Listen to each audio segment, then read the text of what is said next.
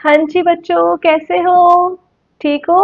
हाँ जी, so start करते हैं कोऑर्डिनेशन कंपाउंड्स बाय भावना मैम। ठीक है, फटाफट से एक बार समरी करते हैं कि हमने अभी तक क्या करा। तो जैसा कि आप देख सकते हैं, सबसे पहले lecture 1 was all about introduction and terminologies. वहां हमने ये सब कवर करा, जिसमें ऑक्सीडेशन स्टेट निकालना सीखा, चार्ज ऑन द कॉम्प्लेक्स क्या है वो सीखा। अच्छा, कोऑर्डिनेशन नंबर कैसे निकालते हैं वो सीखा। अच्छा, लिगेंड्स क्या है, उनके टाइप्स क्या है, कॉम्प्लेक्स क्या है, उनके टाइप्स क्या है, मतलब वो सब हमने देखा।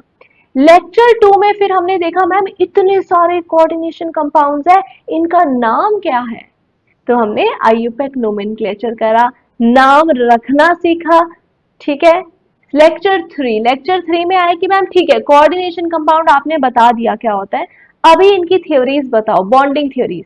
किसने बताया था कि इनके बीच में कोऑर्डिनेट बॉन्ड है? Werner theory, father of coordination compounds, Werner, Alfred Werner. That's why Werner theory करी। फिर हमने इफेक्टिव एटॉमिक नंबर थ्योरी करी, जिसे सिडविक्स रूल, सिडविक्स थ्योरी कह सकते हो।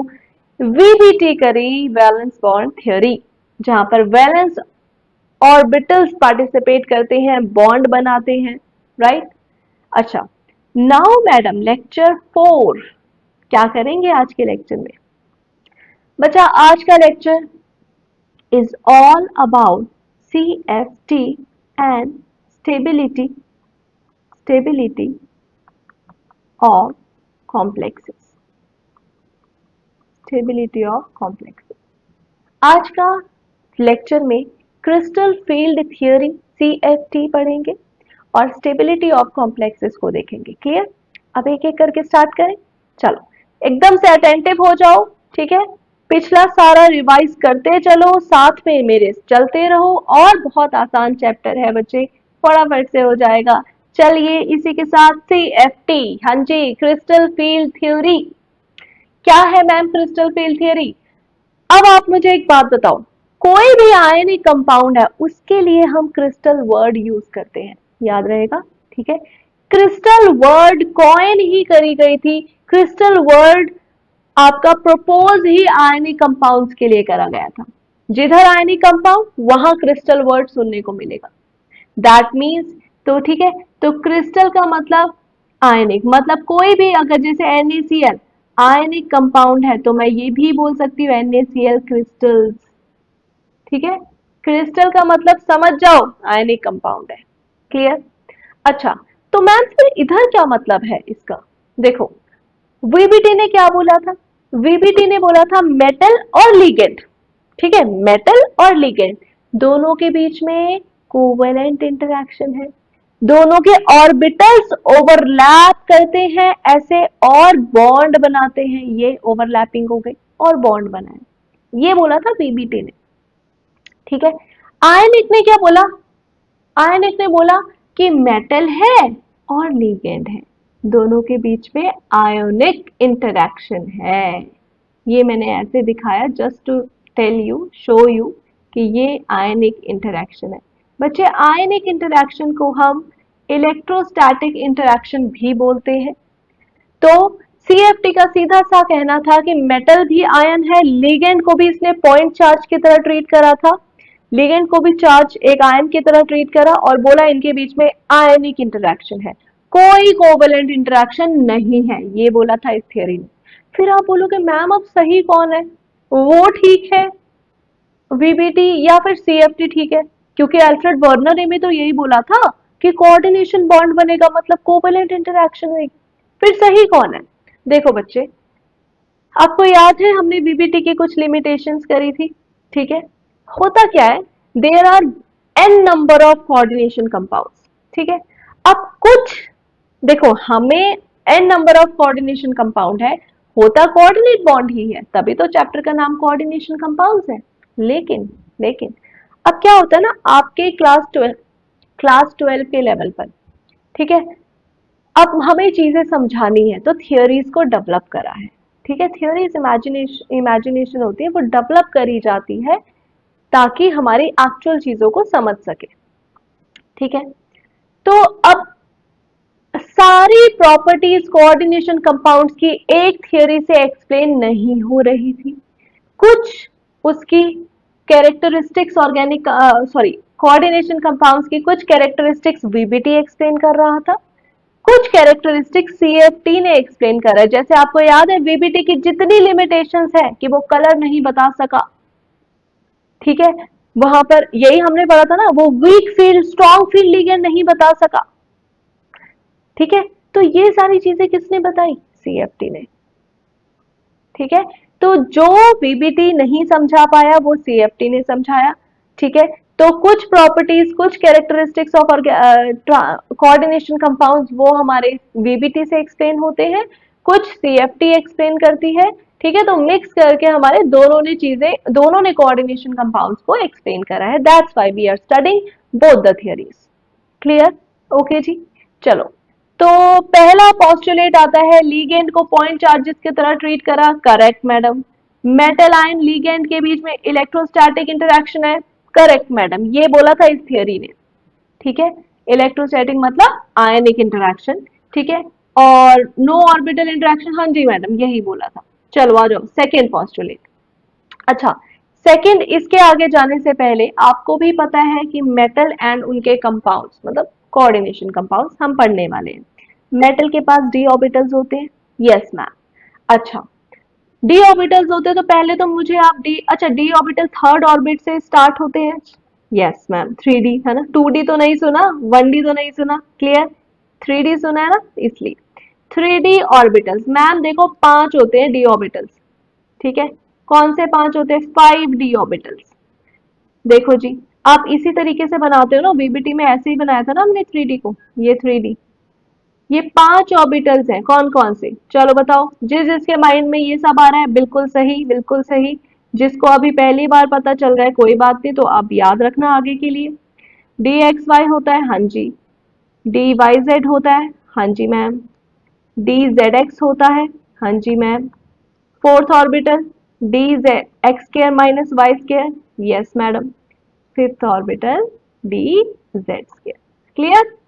तो अब इनका मैं आपको बताती हूँ कैसे ऑर्बिटल क्या शेप होता है।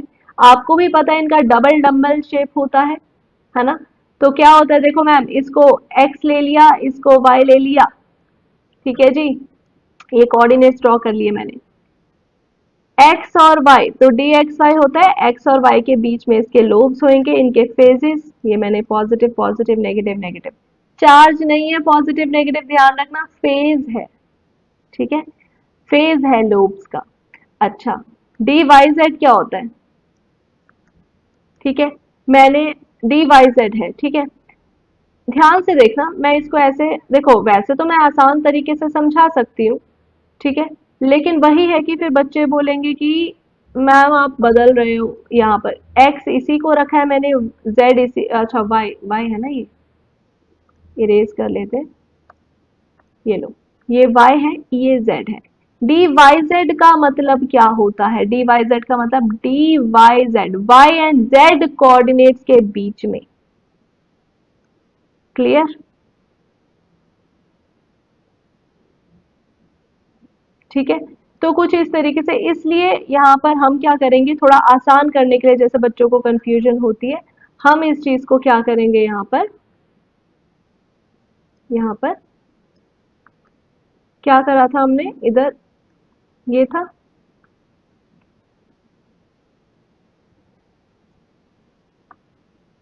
ये था ना, y ये था, z ये था ना, तो y z क्या था, ऐसे ऐसे ऐसे और ऐसे ऐसे था। अब इस चीज को हम ऐसे, देखो ये थोड़ा अलग सा लग रहा है ना, इसलिए मैं इसको अभी हटा देते हैं। हम क्या करते हैं, डी वाई जेड जो है, y इसे ले लेते हैं, z इसे ले लेते हैं, लो मैडम जी, यही यही देखो ऐसे, ठीक है, एक्सक्यूज माय ड्राइंग, ये लो जी, ये हो गया, ठीक है। Positive positive negative negative, these are the phases. अच्छा, डी जेड एक्स क्या है, मैंने इसको z ले लिया, मैंने इसको x ले लिया, ये है madam positive positive negative negative, clear. अच्छा, d x square y square क्या है मैम, ये x है, ये y है, ठीक है। तो d x square y square का मतलब ऑन द कोऑर्डिनेट, अब देखो ऑन द, ठीक है, ऑन। अच्छा, डी जेड स्केयर क्या है मैम, इधर बनाते हैं, डी जेड स्केयर ये है मैम जेड एक्सिस, ये लो जी d z square, positive positive, ठीक है, इधर भी मैं साइन फेजेस दिखा देती हूँ, ये और ये, ठीक है, और रिंग होती है इसके आसपास में ऐसे, और ये रिंग नेगेटिवली चार्ज होती है इस तरीके से, क्लियर, नेगेटिव। ये आपके 3D ऑर्बिटल्स हैं, 5 3D ऑर्बिटल्स, मतलब 5D ऑर्बिटल्स जिनकी ये शेप्स है, ये इनकी फेजेस है, ठीक है, आपको पता होनी चाहिए, ठीक है, ऑल दो केमिकल बॉन्डिंग में आपने करा है बट मैंने इधर एक बार रिकॉल करवा दिया, क्लियर। चलिए आगे, तो यही इन्होंने बोला है कि isolated gaseous metal ion, isolated का मतलब ground state, free, ground state या फ्री होता है जो, ठीक है, मतलब किसी के साथ कोई अभी इंटरेक्शन नहीं कर रहा है, तो फ्री मेटल आयन जो है उसमें 5 d ऑर्बिटल्स होते हैं और पांचों के पांचों सेम एनर्जी पर होते हैं, और इसके लिए साइंटिफिकली एक वर्ड, साइंटिफिक टर्म कॉइन करी है, दैट इज डीजेनरेट। तो जब भी आपको डीजेनरेट वर्ड दिखे, डीजेनरेसी दिखे, मतलब सेम एनर्जी, तो all 5D orbitals they are having same energy, that's why हम ऐसे दिखाते हैं, देखो सारे एक ही लेवल पर है, 3D, क्लियर। चलो आगे चलते हैं। अब इसने क्या बोला, देखो आप समझेंगे कि CFT में क्या होता है, ठीक है, क्या होता है, देखो मैं इधर एक एग्जांपल, मतलब ऐसे एक जनरल डायग्राम बनाती हूँ, ठीक है, इस साइड मैंने यहाँ पर लिख दिया एनर्जी, ये लो जी, ये एनर्जी लिख दिया हमने, ठीक है, ध्यान से सुनना। अब हमारे पास है एक फ्री मेटल आयन, ठीक है, ये यहाँ पर अभी 3D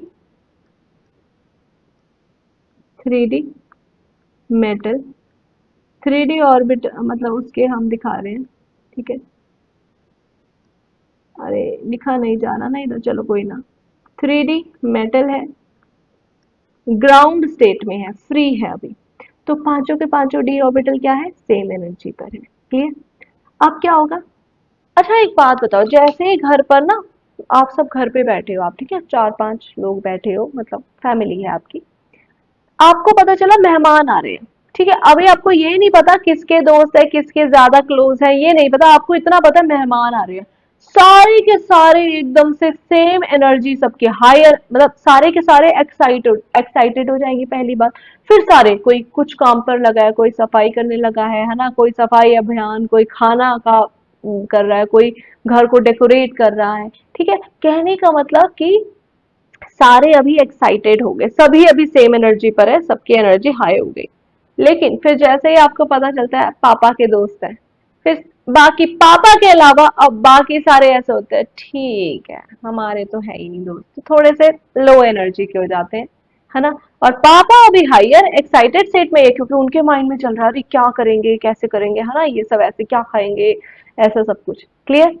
तो सेम यहाँ पर भी होता है, ठीक है, तो कोई भी आता है जब, तो उसका एक ऑरा होता है ना, तो वैसे ही यहाँ पर भी ऐसे है कि मेटल आयन है, अभी ग्राउंड स्टेट में है, फ्री है, ठीक है, लेकिन जैसे ही मेटल आयन को पता चलता है कि लीगेंड्स आ रहे हैं, क्योंकि मेटल आयन इलेक्ट्रॉन डेफिशिएंट है ना, लीगेंड आ रहे हैं मुझे इलेक्ट्रॉन देंगे, अरे वाह, सारे के सारे 5D ऑर्बिटल्स एक साथ एक्साइटेड स्टेट में चले जाएंगे, ऑल 5D ऑर्बिटल्स एक साथ एक्साइटेड स्टेट में चले जाएंगे, excited, higher energy, excited state मतलब higher energy, now 3D metal है बट इन एक्साइटेड स्टेट, ठीक है जी, एनर्जी देख लो यहाँ पे ज्यादा है ना, क्लियर।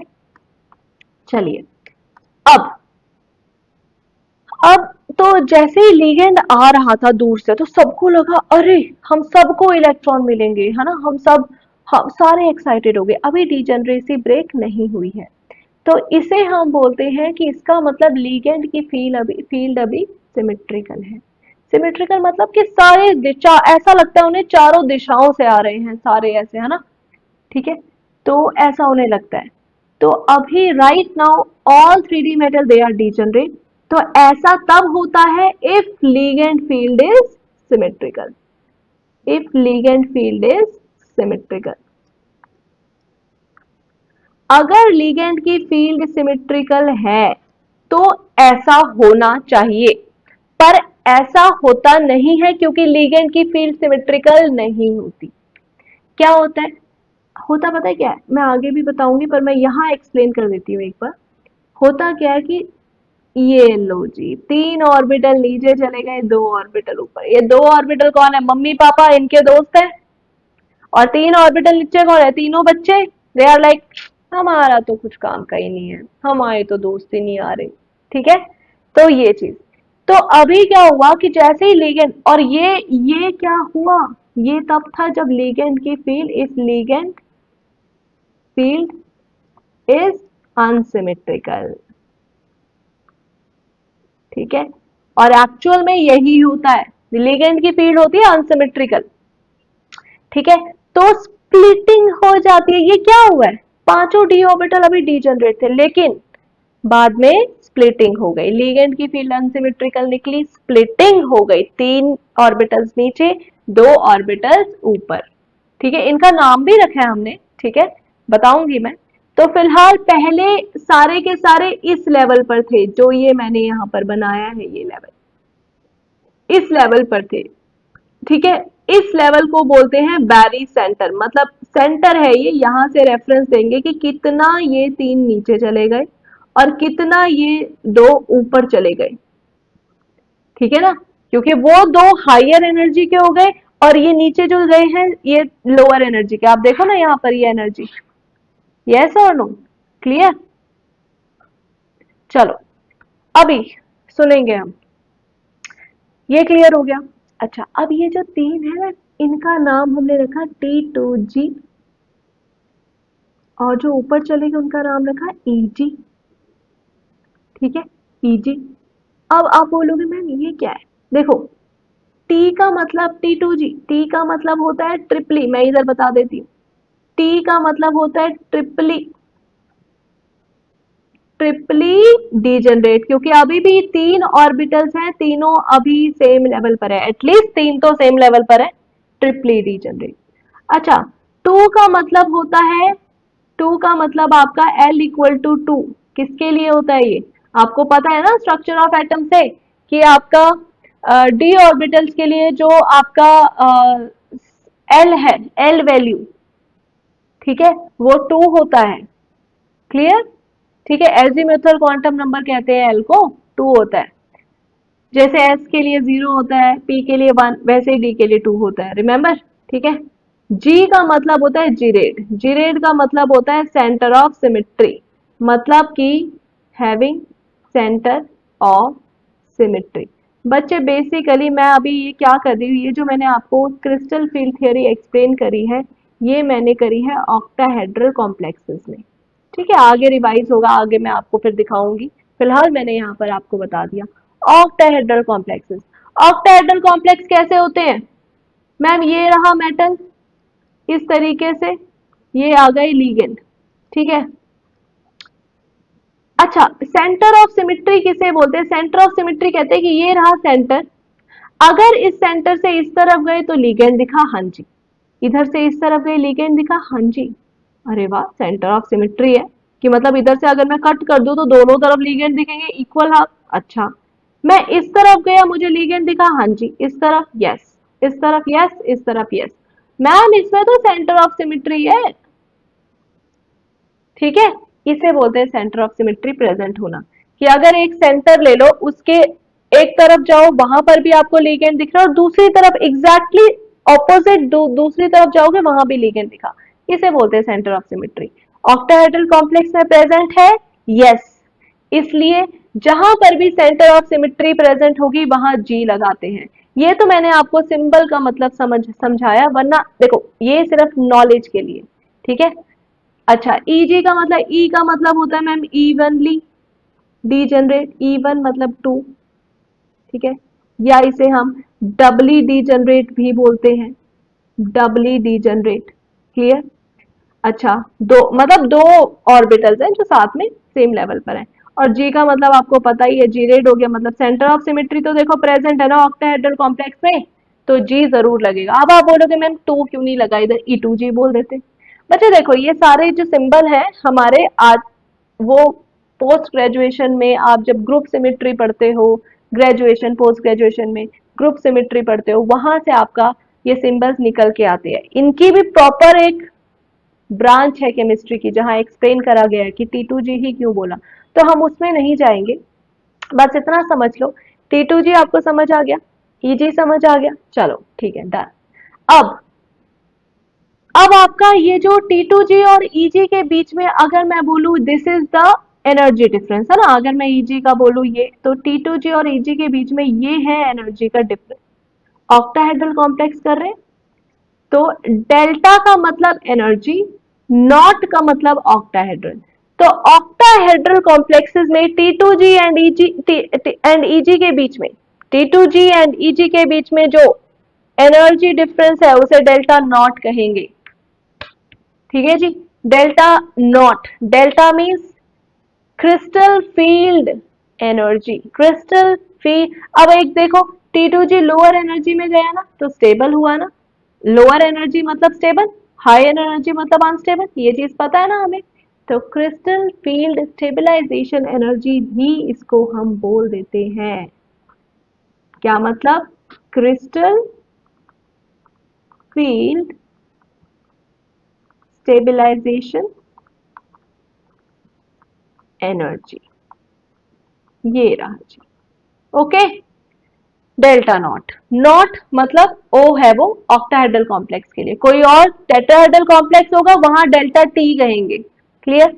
चलो, तो डेल्टा नॉट क्या है? Separation between, energy separation between the easy and T2G। Okay done madam.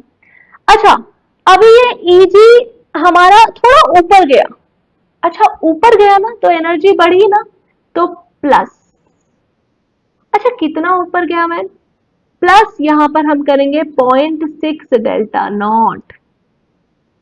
अच्छा डेल्टा नॉट ना, डेल्टा नॉट से भी एनर्जी को हम रिप्रेजेंट करते हैं dq से भी, या तो डेल्टा नॉट बोलो या 10 dq बोलो, क्योंकि 1 delta naught is equal to 10 dq। तो 0.6 डेल्टा नॉट की जगह आप प्लस 6 dq भी बोल सकते हो। करेक्ट? कहने का मतलब ये दो ऑर्बिटल्स की सेंटर से एनर्जी इतनी बढ़ गई। अच्छा यहां पर इनकी कम हो गई ना, तो -0.4 डेल्टा नॉट, या आप डीक्यू में क्या बोलोगे? 4 डीक्यू। क्लियर? ठीक है ना? क्लियर? तो ये था आपका, जब लिगेंड अनसिमेट्रिकल फील्ड के साथ अप्रोच करता है तो डी ऑर्बिटल्स की एनर्जी में स्प्लिटिंग होती है। 3 ऑर्बिटल्स नीचे जो डीजनरेट है आपस में, 2 ऑर्बिटल्स ऊपर जो डीजनरेट है आपस में। नीचे इन्हें हम T2G बोलेंगे, ऊपर वाले 2 ऑर्बिटल्स को EG बोलेंगे। ऊपर वाले ऑर्बिटल्स बैरी सेंटर से कितना ऊपर गए? प्लस 0.6 डेल्टा नॉट या 6 dq। T2G बैरी सेंटर से कितना नीचे गए? -0.4 डेल्टा नॉट या 4 dq। टोटल मिलाए अगर ऐड करें, ठीक है, तो कितना आएगा? 4 dq प्लस 6 dq, 10 dq। बच्चे प्लस माइनस मत बोलना कि मैम प्लस माइनस, बच्चे प्लस माइनस का बस इतना, ये प्लस माइनस से यहाँ ये समझ रहे हैं कि एनर्जी बढ़ी तो प्लस, एनर्जी घटी तो माइनस। प्लस माइनस को मैग्नीट्यूड में ऐड मत कर देना। 0.6 plus 0.4 1 delta nought, 6 plus 4 dq 10 dq, तो 1 delta not equal to 10 dq। Clear जी? ये था मेन, समझना था, ये बताया है CFT ने, और इसके थ्रू अब हम बहुत सारे एग्जांपल्स को एक्सप्लेन करेंगे। क्लियर? आई होप ये सबको समझ आया। ठीक है, अच्छे से नोट करो। अब मैं आगे बताऊं, ठीक है? तो अगर ये सेकेंड पॉस्टुलेट क्या है, लीगेंड आता है, अगर सिमेट्रिकल होता है लीगेंड तो ये वाला आपको देखने को मिलेगा कि डीजनरेट है अभी भी डी ऑर्बिटल्स, है ना? लेकिन एक्चुअल में आपको भी पता है सिमेट्रिकल नहीं है। क्या है? ये लो जी, usually the field is not symmetrical, यही मैंने बोला, जिसकी वजह से डीजनरेसी डिस्ट्रॉय हो जाती है, खत्म हो जाती है। इस वजह से ये देखो स्प्लिटिंग होती है भाई। ठीक है, ये जितना मैंने आपको अभी समझाया ना, ये सारा अब हम आगे रिवाइज करने वाले हैं, आगे यही लिखा है। ठीक है, मैंने एक ही स्लाइड में आपको सब समझा दिया। चलो जी, द स्प्लिटिंग होती है 2 सेट में T2G, जिसमें आपके हाँ ये चीज T2G में जो 3 ऑर्बिटल्स है वो कौन से हैं? DXY, DYZ, DZX, याद रखना। EG में 2 ऑर्बिटल्स कौन से हैं? वो DX² minus Y square and DZ², याद रहेगा। ठीक है, चलिए। A separation of energy of these two sets is crystal field splitting parameter. Crystal field splitting energy, क्योंकि इस स्प्लिटिंग की वजह से स्टेबिलिटी आ रही है, तो क्रिस्टल फील्ड स्टेबलाइजेशन एनर्जी, कहने का मतलब CFSC किसे बोलते हैं? Delta not. O stands for octahedral. Tetrahedral complexes करेंगे तो वहां पर डेल्टा टी लिखेंगे। डेल्टा का मतलब CFSC, कहने का मतलब ये है। क्लियर? एक्सप्लेन हो गया ना ये तो। डेल्टा नॉट किस पे डिपेंड करता है? कहने का मतलब कि कितना स्प्लिटिंग होगा, इतना स्प्लिटिंग होगा कि 3 इधर 2 इधर, या मैडम इतना स्प्लिटिंग होगा कि 3 इधर 2 इधर। क्या डिफरेंस है इनमें? मैम ये देखो ना, इसका डिफरेंस है, क्या है ये? T2G और EG का डिफरेंस है, डेल्टा का डिफरेंस है। डेल्टा ज्यादा, डेल्टा कम। यहां पर अगर आप देखोगे डेल्टा ज्यादा है, यहां पर डेल्टा कंपैरेटिवली, मैं कंपेयर कर रही हूं अभी इन दोनों को, तो ज्यादा या कम हमेशा कंपैरिजन में बोलते हैं। तो डेल्टा मोर, हाँ जी, डेल्टा लेस, यस, कंपैरेटिवली, मैं लिख भी देती हूँ, कहीं बोलो। ठीक है, कंपैरेटिवली। तो ये चीज, तो डेल्टा नॉट किस पे डिपेंड करता है कि ज्यादा होगा या कम होगा? किस पे डिपेंड करता है? Strength on the of the ligands. Ligand कितने पावरफुल है, जो जितना पावरफुल लिगेंड होगा वो उतना स्प्लिटिंग कर पाएगा, यस और नो? भाई समझ गए? ठीक है, जितना ज्यादा तगड़ा फ्रेंड, बहुत स्ट्रॉन्ग फ्रेंड आपके पापा का है कोई, तो वो उसके, और ठीक है, तो आप लोग तो कुछ नहीं, पापा बहुत ज्यादा एक्साइटेड होंगे, बेस्ट फ्रेंड पापा का है तो अलग ही एक्साइटमेंट होगी। लेकिन अगर ठीक ठाक फ्रेंड है फिर अलग एक्साइटमेंट, फिर कम होती है थोड़ी, यस और नो, राइट? तो वही चीज, जितना स्ट्रॉन्ग लीगेंड होगा, पावरफुल लीगेंड, उतनी ज्यादा स्प्लिटिंग होगी, उतना ज्यादा डेल्टा होगा, उतनी ज्यादा स्टेबिलिटी होगी कॉम्प्लेक्स की। क्लियर? जितना कम पावरफुल लिगेंड होगा, कहने का मतलब वीक होगा। अच्छा, ये स्ट्रॉन्ग वीक किस बेसिस पे बोल रहे हैं? फील्ड के बेसिस पे। वो कितनी फील्ड जनरेट करेंगे? अगर स्ट्रॉन्ग फील्ड जनरेट करेंगे तो डेल्टा ज्यादा, स्प्लिटिंग ज्यादा, डेल्टा ज्यादा, स्टेबिलिटी ज्यादा। लेकिन अगर वीक फील्ड लिगेंड होगा तो क्या होगा? स्प्लिटिंग थोड़ी कम होगी, मतलब डेल्टा कम होगा, मतलब स्टेबिलिटी कंपैरेटिवली थोड़ी कम होगी। क्लियर ना? ओके, चलिए, तो स्ट्रेंथ ऑफ द लिगेंड पे डिपेंड करते हैं, और यहीं से देखो आ गए strong field ligand and weak field ligand. याद है बीबीटी में मैंने आपको बोला था, cyanide Cn is a Cn negative, that is a strong field ligand.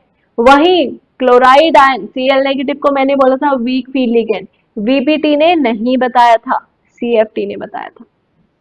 ठीक है, तो चलिए, स्ट्रॉन्ग फील्ड लिगेंड्स क्या होते हैं, आपको याद रखने हैं ये चीजें। ठीक है, ये लिगेंड याद रखने पड़ेंगे कि ये स्ट्रॉन्ग फील्ड है। याद नहीं रहा तो फिर आपका क्वेश्चन कैसे सॉल्व होगा?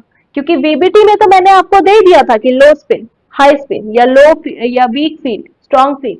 लेकिन अब क्योंकि जब आप कंप्लीट चैप्टर कर लोगे, जब एग्जाम में आपको आएगा, वहां पर तो एग्जामिनर को पता है कि इसने वीबीटी के साथ साथ CFT भी तो पढ़ी है, तो इसे पता ही है कौन स्ट्रॉन्ग फील्ड है कौन वीक फील्ड है, वहां नहीं देंगे वो। ठीक है, तो पता होना चाहिए। तो मैं आपको सीधा एक तरीका बताती हूँ ना, एक ट्रिक बताती हूँ सीधा। Generally carbon donors, nitrogen donors, phosphorus donors, ये स्ट्रॉन्ग फील्ड लिगेंड्स होते हैं। कहने का मतलब मैं आपको बता देती हूँ, जो फील्ड है जनरली कार्बन डोनर, सबसे strong field ligand carbon donors होते हैं, फिर हमारे नाइट्रोजन डोनर होते हैं, फिर हमारे ऑक्सीजन डोनर होते हैं, नाइट्रोजन के साथ ही फास्फोरस भी आ जाएंगे यहाँ पर, और फिर हमारे eight the end halogen donor होते हैं। हैलोजन मतलब वही क्लोरीन, फ्लोरीन, ब्रोमीन, आयोडीन, ये सब। ठीक है, ये आप याद रखना। ठीक है, कनोह, कनोह मतलब देखो मैंने फर्स्ट लेटर उठा लिया, ये कनोह, कनोह याद रहेगा, कनोह याद रहेगा ना। Carbon donor strong field ligand, nitrogen donor strong field ligand. ठीक है, ऑक्सीजन ठीक ठीक, हाइड्रोजन वीक फील्ड लिगेंड।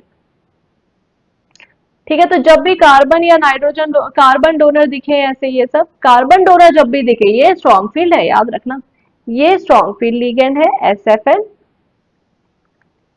और ये है हमारे वीक फील्ड लिगेंड WFN, याद रहेगा। ठीक है, EN याद रखना, EN जैसे ethylene diamine strong field ligand है, कार्बोनिल CN NC NH3, ठीक है ये सब क्लियर।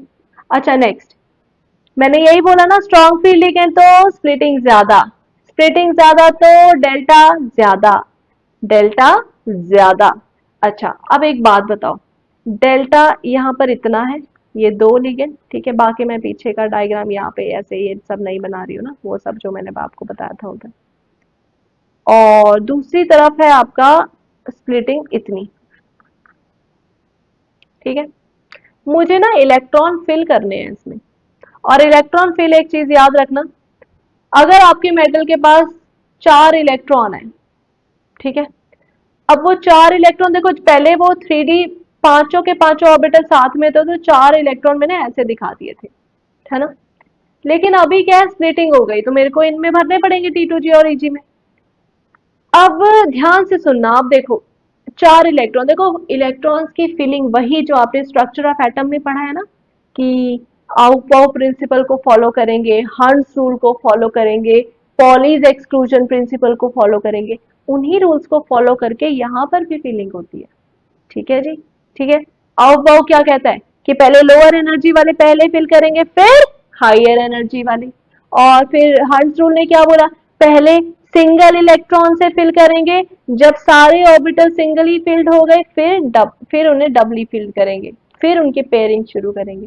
पॉलीज ने क्या बोला था कि एक ऑर्बिटल में 2 ही इलेक्ट्रॉन रह सकते हैं और वो भी ऑपोजिट स्पिन के साथ, ऐसे क्लियर, ये सब फॉलो करेंगे। चलो 4 इलेक्ट्रॉन है तो D4 सिस्टम है, ठीक है, D4 system 1 2 3, madam lower energy में पहले फॉलो करा आउटपाउ, टिक करेक्ट, फॉलोड। हंस रूल ने बोला सिंगली फिल्ड, फॉलोड। अब फोर्थ इलेक्ट्रॉन किधर जाएगा, अगर मैं ये फर्स्ट एंड सेकंड इनको कंपेयर करूं तो यहाँ पर जो फर्स्ट वाले में एनर्जी डिफरेंस बहुत ज्यादा नहीं है, T2G और Eg के बीच में कुछ खास एनर्जी डिफरेंस नहीं है। इलेक्ट्रॉन बोला इतना तो मैं जंप कर ही जाऊंगा, ये लो जी यहाँ चला गया।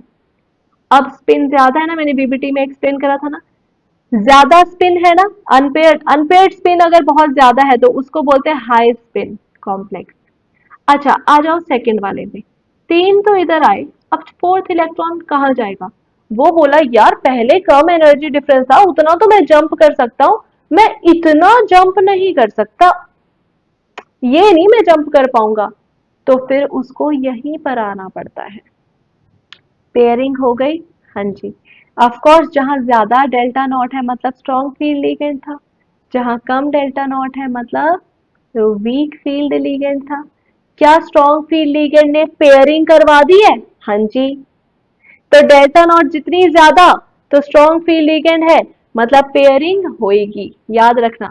तो स्ट्रॉन्ग फील्ड लिगेंड अगर है तो वहां पर डेल्टा नॉट पेयरिंग एनर्जी से ज्यादा होता है, P dot E dot is pairing energy, pair करने में भी तो कुछ एनर्जी लगती है, ठीक है, तो डेल्टा नॉट ज्यादा है। अच्छा आपको भी पता है, अब वो क्या करेगा इलेक्ट्रॉन, जहां कम एनर्जी लग रही है वो काम करेगा, कम एनर्जी लगेगी पेयरिंग में, तो वो बोलेगा मैं पेयर कर लेता हूँ, डेल्टा नॉट बहुत ज्यादा मेरे से वो नहीं जंप होगा, क्लियर। तो इसलिए स्ट्रॉन्ग फील्ड लिगेंड्स के केस में हमेशा पेयरिंग होती है। और अब देखो पहले 4 स्पिन थे हाई स्पिन, इसे मैंने बोला ये हाई स्पिन कॉम्प्लेक्स है, ठीक है, लेकिन यहाँ पर तो 2 ही रह गए, तो ये मैडम लो स्पिन कॉम्प्लेक्स है।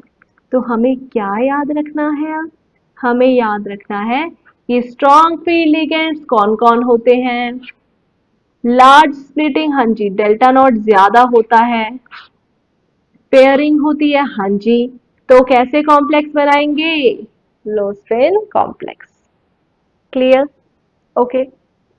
अब नेक्स्ट वीक फील्ड लिगेंड, अब तो पता लग गया हैलोजन, ये कौन सा ऑक्जेलेट आयन, याद है ना, ऑक्जेलेट आयन, ठीक है, ये थायोसाइनेट आयन, याद है ना सारे, ठीक है, ये सारे हमारे हैं वीक फील्ड लिगेंड। ऑक्सीजन भी मॉडरेट और वीक ऐसे होते हैं, सल्फर भी भाई। In case of this ligand delta not smaller, हाँ जी, तो याद रखना डेल्टा नॉट छोटा है, पेयरिंग एनर्जी ज्यादा है, तो याद रखना कि वीक फील्ड लिगेंड के केस में ना पेयरिंग करने में ज्यादा एनर्जी लगती है, तो इलेक्ट्रॉन बोलता है इससे अच्छा तो मैं जंप कर लूंगा, जंप करने में इतना तो मैं जंप कर सकता हूं, तो वो ऊपर जंप कर जाएगा, जैसे पीछे हमने एग्जाम्पल में देखा। ठीक है, तो डेल्टा नॉट कम है तो पेयरिंग नहीं हुई, जंपिंग होती है तो कैसे कॉम्प्लेक्स बनाएगा, लिखिए यहाँ पर, तो ये बनाते हैं high spin complex, form high spin complex. ये लाइन नोट या इधर ऐड कर लेना, फॉर्म हाई स्पिन कॉम्प्लेक्सेस, जैसे पीछे लिखा था ना लो स्पिन कॉम्प्लेक्स बनाते हैं, वैसे इसके लिए third point high spin complex बनाते हैं, याद रहेगा। ओके, और लिगेंड्स इंक्रीजिंग फील्ड स्ट्रेंथ में अरेंज कर दिए गए हैं, आप देखो सबसे ज्यादा स्ट्रॉन्ग फील्ड लिगेंड देखो कार्बन डोनर्स है, फिर कनोह याद है ना नाइट्रोजन डोनर्स, फिर सल्फर ऑक्सीजन डोनर्स, और फिर at the end halogen. Clear, तो वही कनोह मैंने आपको बोला ना, याद रखो carbon donor strong field ligand, halogens weak field ligand, ठीक है, बीच वाले मॉडरेट से।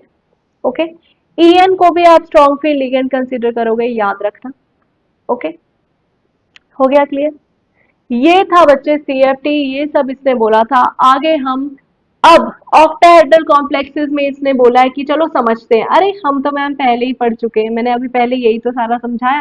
क्या बोला मैंने, ये एनर्जी, हाँ जी यही बोला, 3d ऑर्बिटल, हाँ जी पहले डीजनरेट थे क्यों, if metal ligand field is symmetrical, अगर सिमेट्रिकल लीगेंड फील्ड है तो फिर डीजनरेट है, लेकिन लीगेंड फील्ड क्या होती है, अनसिमेट्रिकल, एक्चुअल में अनसिमेट्रिकल होती है, उस टाइम पर हो गई splitting, T2G and Eg, separation between T2G and Eg, उसको बोलते हैं डेल्टा, एंड क्योंकि ऑक्टाहेड्रल कॉम्प्लेक्सेस में कर रहे हैं तो delta not.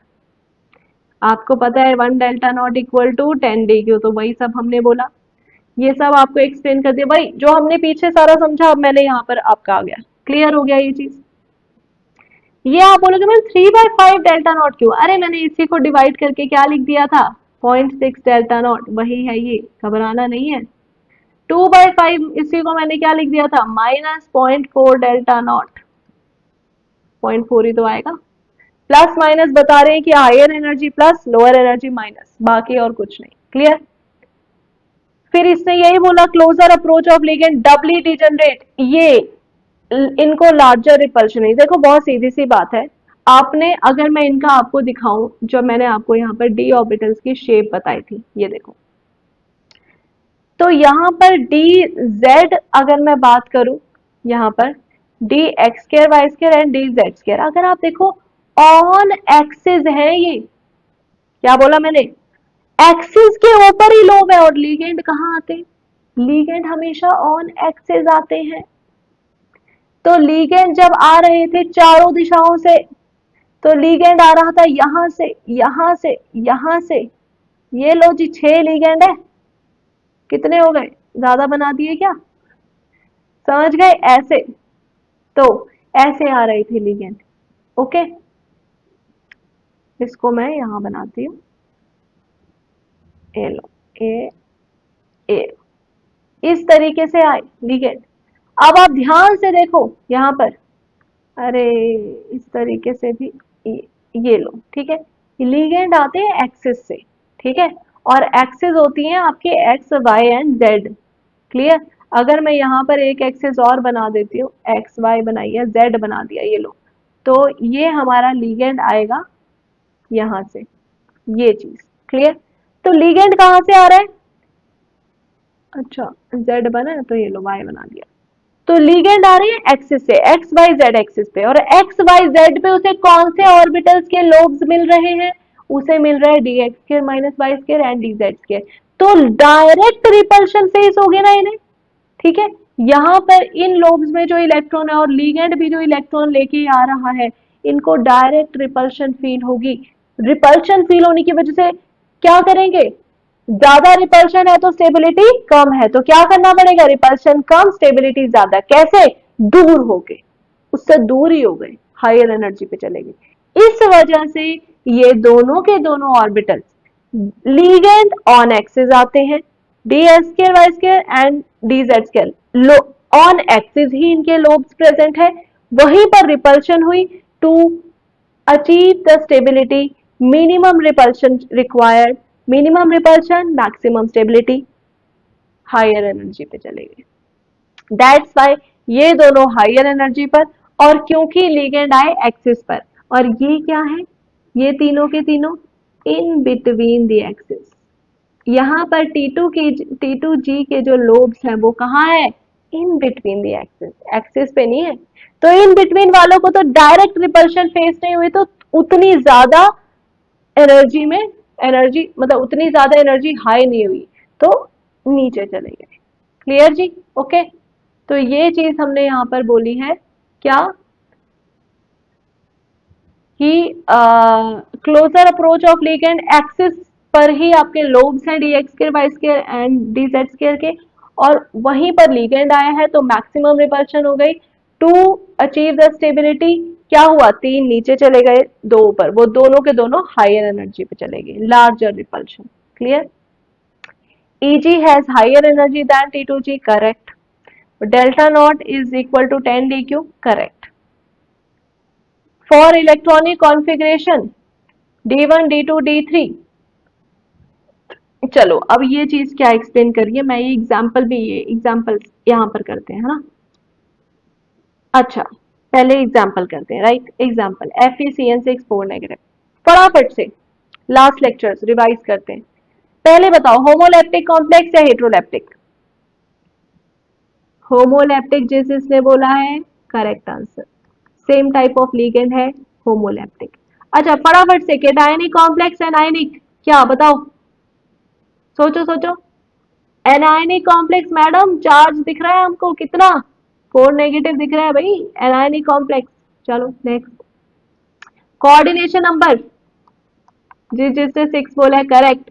Oxidation number of metal, oxidation state of metal here क्या है, जिसने +2 बोला है, करेक्ट।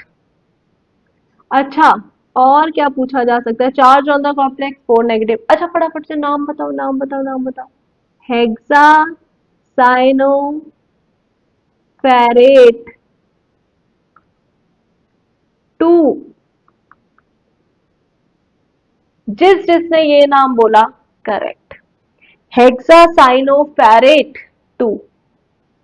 ये हमारे प्रीवियस लेक्चर्स हैं, ठीक है जी। अच्छा, अभी इसको CFT से एक्सप्लेन करते हैं, ठीक है। हमें इंफॉर्मेशन पता है, cyanide madam it is a strong field ligand, तो पेयरिंग होएगी। चलो अभी एक्सप्लेन करते हैं। जैसे जब भी आपको ये क्वेश्चन आएगा ना बच्चा, तो जैसे मैं अभी ड्रॉ कर रही हूँ, सब्जेक्टिव क्वेश्चन आपके आते हैं, तो आपने ऐसे ही ड्रॉ करना है। क्लियर। चलो इसी से ड्रॉ कर लेते हैं। सबसे पहले इस तरफ आएगी एनर्जी, मैंने नहीं बनाई ना, बना लेते। ये आ गया एनर्जी, ठीक है, एनर्जी, ये लो। अब 3D, ये है 3D मेटल आयन, पर ये कैसा है, ground state, free, free 3D free metal ion, आप ये भी लिख सकते हो। अच्छा, जैसे अगर सिमेट्रिकल लिगेंड की फील्ड होती, तो ये सारे के सारे एक साथ डीजनरेट होते और ऐसे एक्साइट हो जाते, लेकिन फील्ड सिमेट्रिक नहीं थी तो स्प्लिटिंग हो गई, स्प्लिटिंग हो गई, T2G एंड EG। अच्छा, अब यहां पर मुझे आप बताइए, आयरन का आयरन का, यहां पर मैं दूसरे पेन से लिखती हूँ, आयरन 26 होता है ग्राउंड स्टेट, इलेक्ट्रॉनिक कॉन्फ़िगरेशन क्या होती है, बताओ बताओ, जिसने ये बोला, करेक्ट, 4s2 3d6। लेकिन मैम आयरन कौन सी ऑक्सीडेशन स्टेट में है, यहाँ पर +2 कैसे निकला, ऐसे साइनाइड पे -1 6 लगे, -4, तो x minus six equal to -4, तो x equal to -4 plus 6, x equal to 2, ऐसे निकला। तो अब +2 में मतलब एक्साइटेड स्टेट पे अब बताइए मैम इसकी इलेक्ट्रॉनिक कॉन्फ़िगरेशन, तो वो है आपकी 3d6।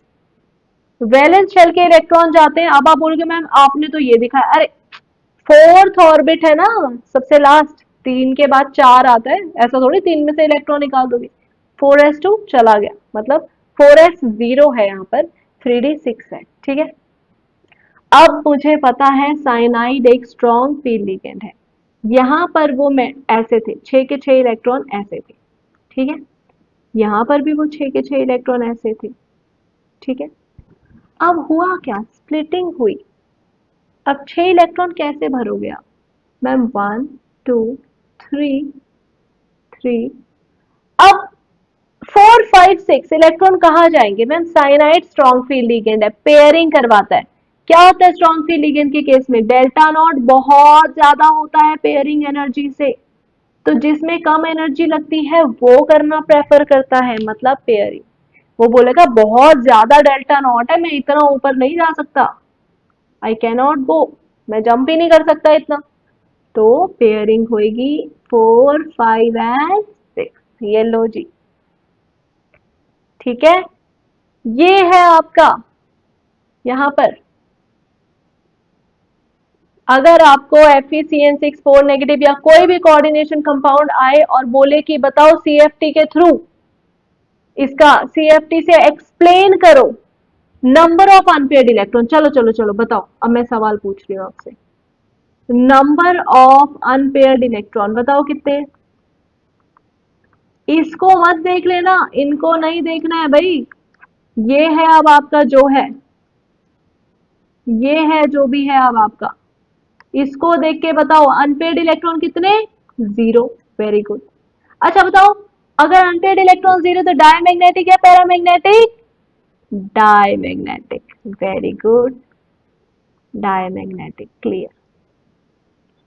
अच्छा लिगेंड कैसा था, स्ट्रॉन्ग फील्ड लिगेंड, ठीक है। अच्छा कैसा स्ट्रॉन्ग फील्ड लिगेंड है तो वो कैसे कॉम्प्लेक्स बनाते हैं, लो स्पिन ना, तो लो स्पिन कॉम्प्लेक्स है ये, लो स्पिन कॉम्प्लेक्स, याद रहेगा। ऐसे करना है जैसे वीबीटी से एक्सप्लेन कर रहे थे ना, हम यहां से भी ऐसे एक्सप्लेन करेंगे और इस तरीके से बनाना है डायग्राम, इस तरीके से हम, ठीक है। यहाँ पर ये सब क्लियर, आसान है ना, इजी। अब आपको पता है साइनाइड स्ट्रॉन्ग फील्ड लिगेंड है, आपने फट से बता दिया, इजी।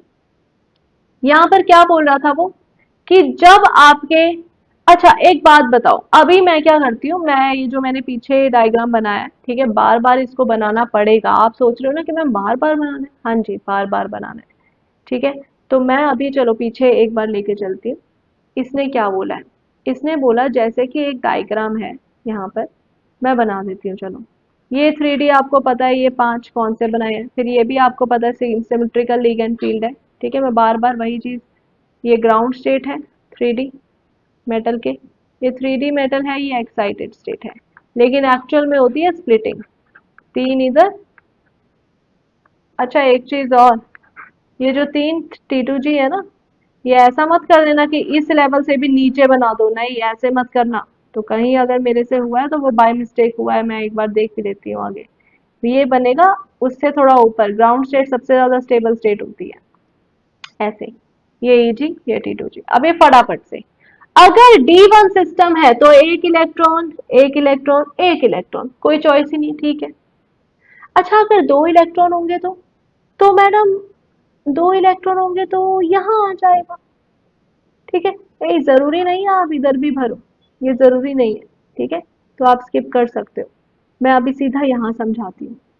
T2G में आ गए।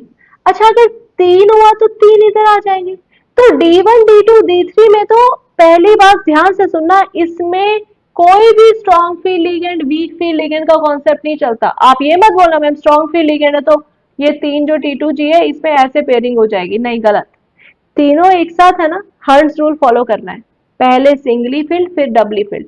तो स्ट्रॉन्ग फील्ड लिगेंड हो चाहे वीक फील्ड लिगेंड हो, T2G ऐसे फील्ड होगा अगर D1 D2 D3 ऐसे सिस्टम होता है, अच्छा, अब अगर D4, D5, D6, D7, अब ध्यान से सुनना, अगर D4 हुआ तो फोर्थ इलेक्ट्रॉन यहां भी जा सकता है और इधर नहीं तो वो इधर जा सकता है, डिपेंड करता है। स्ट्रॉन्ग फील्ड लिगेंड है तो पेयरिंग हो जाएगी, वीक फील्ड लिगेंड है तो पेयरिंग नहीं होगी। चलो अब आ जाओ, D5 हुआ तो आपको पता है D5 के केस में क्या होगा, इसको मैं ऐसे, ठीक है। अच्छा, D5 के केस में क्या होगा, D5 के केस में फिफ्थ इलेक्ट्रॉन अगर स्ट्रॉन्ग फील्ड लिगेंड है तो पेयरिंग करवाएगा, यहीं पर दोनों इलेक्ट्रॉन आएंगे जैसा अभी आपको सिस्टम दिख रहा है। अगर वीक फील्ड लिगेंड है तो ऐसे पांच ऐसे, ठीक है। अगर स्ट्रॉन्ग फील्ड लिगेंड है तो ये दोनों इलेक्ट्रॉन नीचे, ये D5 है। अच्छा, D6 में क्या होगा, D6 में वीक फील्ड लिगेंड है तो ऐसे, स्ट्रॉन्ग फील्ड लिगेंड है तो ये दोनों भी नीचे आ जाएंगे, पेयरिंग हो जाएगी।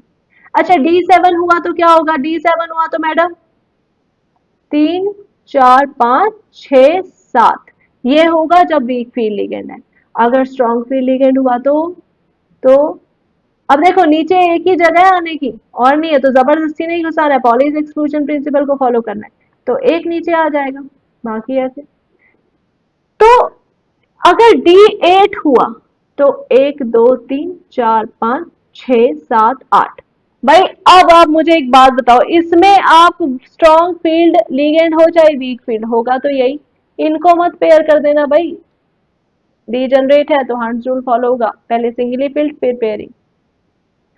तो strong field ligand and weak field ligand का कोई इफेक्ट नहीं है अगर आपकी ये सिस्टम होंगे तो, D1, D2, D3 and D8, D9, D10। फिर हाई स्पिन, लो स्पिन, कोई फर्क नहीं है, सेम ही आपकी स्प्लिटिंग होगी। लेकिन आपका हाई स्पिन लो स्पिन ये पता चलता है अगर आपके D4, D5, D6 and D7 systems हैं तो पता चलता है। तो D4 to D7 high spin low spin complexes exist करते हैं, लेकिन D1, D2, D3 and D8, D9, D10 no high spin no low spin complexes can exist, only normal जो आपके होते हैं वैसे ही एग्जिस्ट करेंगे, मतलब लो स्पिन तो एग्जिस्ट ही नहीं कर सकता, हाई स्पिन ही होंगे, कहने का मतलब क्लियर, ये चीज बोली है इधर। तो यही बोला, only the electronic configuration D4 to D7 they can have high spin and low spin complex, देख लो यही बोला है हमने। हाई स्पिन के केस में ऐसे, ये देखो चार, तीन नीचे दो ऊपर, ठीक है, ये तीन नीचे दो ऊपर, लो स्पिन में पेयरिंग हो गई, तो ये चीज मैं आपको पीछे बता रही थी, क्लियर। तो ये मेरे पास यहाँ पर आ गया, ओके जी, नेक्स्ट, ओके। तो ये था। अच्छा अच्छा, अगर मैं आपसे ऐसे जनरल एक पूछ लेती हूँ, चलो आपका ये होमवर्क है, आप सबने ये करना है, आपको COF6 3 नेगेटिव,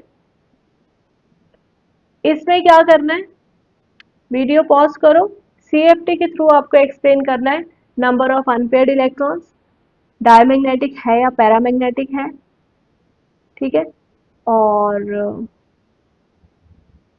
क्या एक्सप्लेन करा है हमने आगे, लो स्पिन कॉम्प्लेक्स है या हाई स्पिन, ये बताना है, ठीक है। पॉज करो वीडियो और बताओ, चलो अब जिसका आंसर मेरे से मैच करेगा वो विनर है, ठीक है।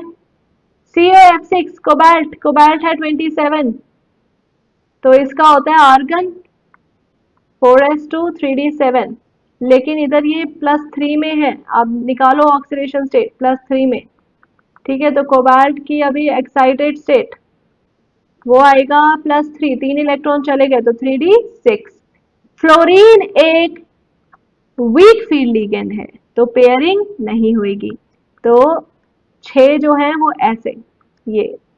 तो मैम पहली बात, कितने अनपेयर्ड इलेक्ट्रॉन दिख रहे हैं, 4, सो 4 अनपेयर्ड इलेक्ट्रॉन। अच्छा अच्छा, लो स्पिन कॉम्प्लेक्स या high spin, high spin complex, जैसा लिगेंड वैसा कॉम्प्लेक्स। अच्छा, डायमैग्नेटिक या पैरामैग्नेटिक, मैम पैरामैग्नेटिक, क्लियर हो गया। ऐसे ही करना है आपने CFT6 पे, ओके। देखो मैंने तो इधर रफली ऐसे डायग्राम बना दिया, तुम्हें तो वो प्रॉपर ऐसे बनाना पड़ेगा, ये वाला ऐसे। ठीक है, चलो ये वाला ऐसे। क्लियर, सब बनाना है आपने। इधर लिखना है if is league and field is symmetrical, तो ऐसा। इधर league and field is unsymmetrical, ऐसा। ये सब लिखना है। क्लियर, चलिए। तो ये था आपका ऑक्टाहेड्रल कॉम्प्लेक्सेस में मैंने आपको बताया। सिमिलरली हम टेट्राहेड्रल में भी करेंगे, ठीक है। बट उससे पहले कौन कौन से फैक्टर्स है जो सीएफटी को, मतलब crystal field splitting parameter delta not को अफेक्ट करता है। पहला, स्ट्रेंथ ऑफ लिगेंड, आपको पता ही है। More stronger field ligand, more delta not, more stability of the complex.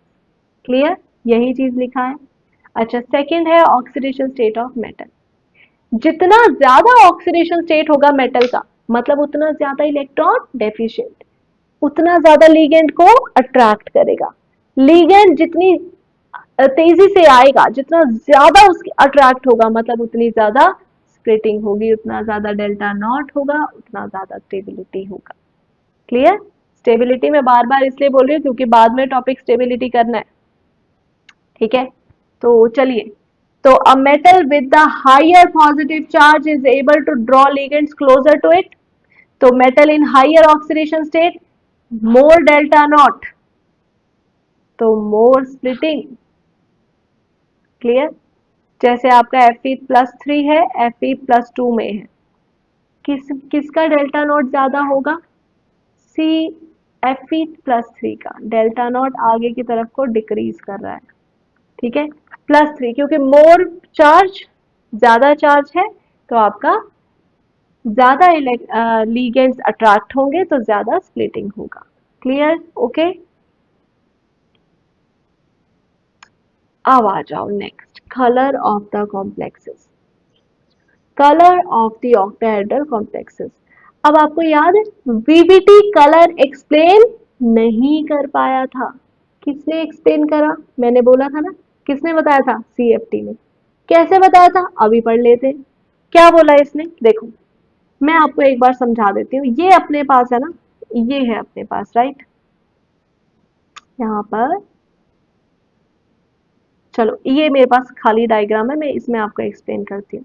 ठीक है, चलो अगर मेरे पास एक भी अनपेयर्ड इलेक्ट्रॉन है, देखो कैसे, अच्छा कलर कैसे आता है।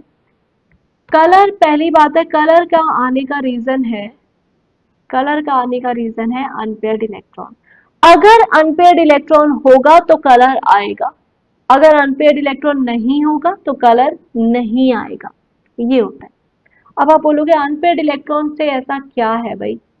एक बात बताओ, ये 3 है, ये 2 है, यहाँ एक अनपेयर्ड इलेक्ट्रॉन है। अगर ये इलेक्ट्रॉन जंप करे, जंप कर सकता है तो वो जंप करे, ठीक है, एक्साइटेड स्टेट में गया, और फिर वापस आएगा इधर, तो फिर कुछ एनर्जी रिलीज करता है। आपको ये पता है ना एनर्जी। कलर कैसे आता है? ये डेल्टा नॉट क्या है? ये एनर्जी है। आपको पता है एनर्जी E=H²। एनर्जी के कॉरेस्पॉन्ड उसकी एक फ्रीक्वेंसी होती है, एक वेवलेंथ होती है, और उसके कॉरेस्पॉन्ड कलर होते हैं विबग्योर। पता है ना आपको VIBGYOR? Rainbow colours, violet, blue, indigo, green, red, orange, like this. ठीक है ना, येलो। ठीक है, तो आपका क्या होता है? Delta nought. डेल्टा नॉट मतलब एनर्जी। एनर्जी का मतलब एक फ्रीक्वेंसी होगी कुछ, ठीक है, जो विजिबल रीजन में फॉल कर रही है। और जितनी एनर्जी एब्जॉर्ब करी उसने, उस इलेक्ट्रॉन ने, यहां से इधर जंप करने के लिए, जब वो वापस ग्राउंड स्टेट में आएगा तब वो इसको रिलीज करेगा, तो कॉम्प्लीमेंट्री कलर आपको दिखता है। जो एनर्जी एब्जॉर्ब करी, अब जो बच गई एनर्जी, उसी का तो कलर दिखेगा, उसी के कॉरेस्पॉन्ड जो फ्रीक्वेंसी है उसका कलर आपको दिखेगा। तो याद रखना, जो एनर्जी एब्जॉर्ब करी उसकी कॉम्प्लीमेंट्री एनर्जी के कलर्स आपको दिखते हैं, हमारी आंखों को दिखते हैं। ठीक है, मतलब अगर हमें कोई चीज येलो कलर की दिख रही है तो इसका मतलब ये नहीं है कि उसने येलो कलर की फ्रीक्वेंसी एब्जॉर्ब करी है, एनर्जी एब्जॉर्ब करी है, नहीं, उसने किसी और एनर्जी को एब्जॉर्ब करा है, किसी और फ्रीक्वेंसी की कॉरस्पॉन्डिंग फ्रीक्वेंसी के कलर्स हमें दिखते हैं जो बच जाते हैं पीछे ऐसे, ठीक है। तो ये चीज, अच्छा चलो एग्जाम्पल है TiH2O6 3 पॉजिटिव। अगर आप इसको ध्यान से देखो तो ये होता है 4s2 3d argon 4s2 3d2, ये इसका ग्राउंड स्टेट में, लेकिन यहाँ पर मैं देख पा रही हूँ इसका +3 है क्योंकि वाटर एक न्यूट्रल लिगेंड है, तो यहाँ पर इसका ऑक्सीडेशन स्टेट है +3 है, तो 4s2 चला गया और 3d में 1 बच गया, मतलब एक इलेक्ट्रॉन। थोड़ी सी एनर्जी देंगे, इलेक्ट्रॉन ऊपर जंप कर गया, जब ये वापस ग्राउंड स्टेट में आएगा तो एनर्जी यहाँ से एमिट करेगा H न्यू, E=H न्यू, पता है ना आपको, Planck's theory structure of atom में करा था। न्यू क्या फ्रीक्वेंसी, अब इस फ्रीक्वेंसी के वो कलर्स को एमिट करेगा, और कौन सा कलर, वॉयलेट कलर। याद रखना भाई, क्या नाम है इसका, हेक्सा एक्वा, टेस्ट हो रहा है ये, hexa aqua titanium 3 ion cationic complex है, होमोलेप्टिक कॉम्प्लेक्स है, ऑक्सीडेशन स्टेट +3 है टाइटेनियम पर, कोऑर्डिनेशन नंबर 6 है, चार्ज ऑन द कॉम्प्लेक्स +3 है। जिस जिसके करेक्ट गए ये सारा कुछ, वेल डन, सही जा रहे हो। क्या कलर है इसका, याद रखोगे, वॉयलेट कलर। किस वजह से कलर आया, डी डी ट्रांजिशन की वजह से, मतलब ये जो इलेक्ट्री2G क्या है, Eg क्या है, ये डी के ही तो ऑर्बिटल की स्प्लिटिंग है, तो डी से डी में इलेक्ट्रॉन गया, ट्रांजिशन हुई इलेक्ट्रॉन की, वापस आया तो कलर निकला, कलर दिखा, तो डी डी ट्रांजिशन हम इसे बोलते हैं कि डी ऑर्बिटल से डी ऑर्बिटल में ही ट्रांजिशन हुई। तो colour of the coordination compounds का रीजन क्या है जो CFT ने बताया, D D transition, unpaired electron present है, डी डी ट्रांजिशन होगी, कलर जनरेट होगा। क्लियर, चलिए आगे एग्जाम्पल, CrEn3 पॉजिटिव, भाई En स्ट्रॉन्ग फील्ड लिगेंड है, पहली बात। क्रोमियम ग्राउंड स्टेट में क्या होता है इसका एटॉमिक नंबर 24, तो ये हो गया आर्गन 4s2 3d4 होना चाहिए था, लेकिन आप सबको याद होगा abnormal electronic configuration 4s1 3d5। अच्छा, क्रोमियम एक्साइटेड स्टेट में 24, मैडम ये है आपका ऑक्सीडेशन स्टेट, बताओ इसकी, ये X, ठीक है, X En एक न्यूट्रल लिगेंड है तो 0 चार्ज होता है, overall charge on the complex +3, तो X आ गया +3, कोऑर्डिनेशन नंबर +3, तो यहाँ पर आपका हो गया, एक यहाँ से गया, 2 यहाँ से गए, तो 3d3 बच गया। 3d3 का मतलब है, ठीक है, मैं इतना ही बना रही हूँ, आपने तो कंप्लीट बनाना है। कैसा बनाना है आपने, आपने ऐसा बनाना है, ये जो मैंने दिखाया ऐसे बनाना है आपने कंप्लीट, ठीक है। तो इस तरफ एनर्जी है, ठीक है, ये T2G है, ये Eg है, 3, तो ये लो जी 3 हो गए। अब इसने बोला कि कलर क्या, अच्छा कितने अनपेयर्ड इलेक्ट्रॉन है, 3 अनपेयर्ड इलेक्ट्रॉन, ठीक है। हाउ मेनी अनपेयर्ड इलेक्ट्रॉन अगर आपसे पूछा, तो मैम अनपेयर्ड इलेक्ट्रॉन्स तो 3 है, मैम अनपेयर्ड इलेक्ट्रॉन प्रेजेंट है, दैट मीन्स पैरामैग्नेटिक स्पीशीज है, और मैम En एक स्ट्रॉन्ग फील्ड लिगेंड है, तो ठीक है, स्ट्रॉन्ग फील्ड लिगेंड है En, चलो वो तो लिख ही दिया ऊपर, ठीक है, डन। अब ये मत करना T2G में मैम पेयरिंग हो गई, ये लो, नहीं, मैंने बोला था तीनों डी जनरेट है, हंस रूल फॉलो करोगे, पहले सिंगली फील्ड फिर पेयरिंग। क्या ये कॉम्प्लेक्स कलर्ड होगा या नहीं, बस मेरा ये सवाल है, बताओ। यस मैम, ये कॉम्प्लेक्स कलर्ड है क्योंकि अनपेयर्ड इलेक्ट्रॉन है मैम, जंप करेंगे, थोड़ी सी एनर्जी दे देंगे, ऊपर वाले Eg में तो चले जाएंगे, खाली है ना वो, उधर जाएगा फिर वापस आएगा तो कलर एमिट करेगा, तो यस ये कॉम्प्लेक्स कलर्ड है, एंड इसका रीजन है D D transition. Clear, okay. ये इस तरीके से, अनपेयर्ड इलेक्ट्रॉन है तो कलर होगा, अनपेयर्ड इलेक्ट्रॉन नहीं है तो कलर नहीं है। क्लियर, चलिए आगे, यहां हमारा ऑक्टाहेड्रल हो गया कंप्लीट। इनफैक्ट आगे हम टेट्राहेड्रल भी कर रहे हैं, उसमें भी मैं आपको जब कलर बताऊंगी, ये मतलब सेम है, कलर का कॉन्सेप्ट तो सेम है। अनपेड इलेक्ट्रॉन प्रेजेंट, कलर्ड होगा compound, unpaired electron absent, coloured नहीं है कंपाउंड। क्लियर? चलिए, टेट्राहेड्रल कॉम्प्लेक्स, इसमें स्प्लिटिंग करते हैं। देखो, टेट्राहेड्रल कॉम्प्लेक्स को समझने के लिए आपको सीधा सा एक चीज देखना है, क्या? ये आपका क्यूब बना है, ठीक है, ये आपका क्यूब बना है यहाँ पर, ठीक है ना, ये क्यूब का सेंटर है बीच में, ठीक है, इधर इसने मेटल को रख दिया, ओके, और ये लो जी हम यहाँ पर, अब सुनना, तो मेटल के ना अपने ऑपोजिट कॉर्नर्स पकड़ने, जैसे ये कॉर्नर पकड़ा, ये इसका ऑपोजिट, ठीक है, यहाँ पर ये हो गया, इसका ऑपोजिट ये कॉर्नर, तो इसका ऑपोजिट ये कॉर्नर, ऐसे पकड़ लिया। ये आपको बताया जा रहा है कि ये होता है टेट्राहेड्रल ज्योमेट्री का शेप, दो बॉन्ड प्लेन में, दो बॉन्ड नॉट इन प्लेन, ठीक है। तो यहाँ पर आपका ये टेट्राहेड्रल ज्योमेट्री का होता है, ठीक है, तो उनको हम ऐसे भी दिखाते हैं ना, ऐसे दो बॉन्ड आउट ऑफ प्लेन, ये डबल, ये wedge bond and dash bond, ये आउट ऑफ प्लेन होते हैं, out of and into the plane, मतलब प्लेन में नहीं होते, ये दो प्लेनर बॉन्ड है जो सिंपल हमने सॉलिड लाइन से दिखाया, ये होता है एक्चुअल में। तो लीगेंड हमेशा एक्सिस पर आता है, आपको भी पता है। अब यहां पर ये ज्योमेट्री होने की वजह से पता है क्या हुआ, d x y, d y z, d z x, ये लोब्स इन बिटवीन होते हैं, पता है ना आपको, एंड ये d x square, y square, d z square कहाँ होते हैं, कहाँ होते हैं, ऑन दी एक्सिस होते हैं, ये पता है ना अपने को, ठीक है, डन डन। अब ध्यान से सुनना, होता क्या है, होता क्या है समझाने के लिए, अब क्योंकि टेट्राहेड्रल ज्योमेट्री आपने यहाँ पर ये देखी है ऐसे, ठीक है, अब होता क्या है कि लीगेंड आते हैं एक्सिस पर। देखो, एक्चुअल पिक्चर अगर मैं आपको बताऊं तो एक्सिस पर ना ही T2G है, ठीक है, और देखो चलो मैं समझाने के लिए यहाँ पर ऐसे समझाते हैं कि जैसे आपके पास ये लोब्स थे x y, d x y ऐसे था, टेट्राहेड्रल में क्या हुआ, एंगल बदल गया, ऑक्टाहेड्रल में एंगल 90 डिग्री था, करेक्ट, यहाँ पर एंगल है 109 डिग्री 28 इंचेस, ये हमें पता है ना टेट्राहेड्रल का ये एंगल होता है।